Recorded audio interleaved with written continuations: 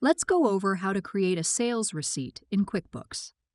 We'll also show you how to use the Undeposited Funds account so you can group transactions together into a single deposit to match your bank records.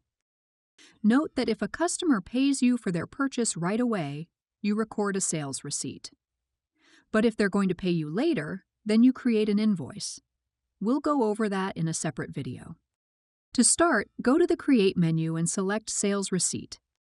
Customer information is optional on a sales receipt, but if you want to track your sales by customer, you should enter it.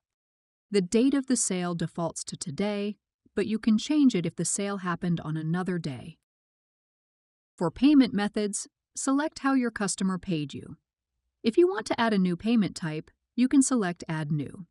For this example, we'll select Cash, but if we got paid with a check, we can record the check number. Next, tell QuickBooks where you're going to deposit the money.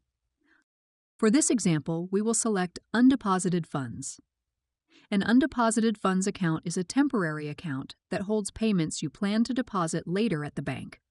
It lets you easily combine several payments together into a single bank deposit. However, if you're going to deposit this payment into the bank as a single transaction, then you can skip this and just select Bank.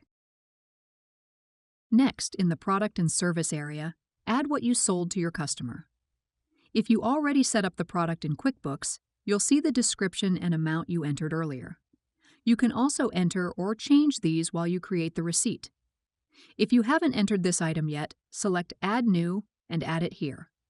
Select everything that's included in this sale. Once you're done, select Save and Close. Once you're done, select Record and Send if you want to send the customer a receipt, or one of the other save options if you don't.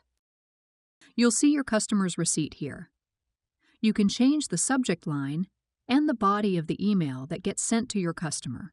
Select Send and Close when you're ready to send the receipt. Now you're ready to create your own sales receipt.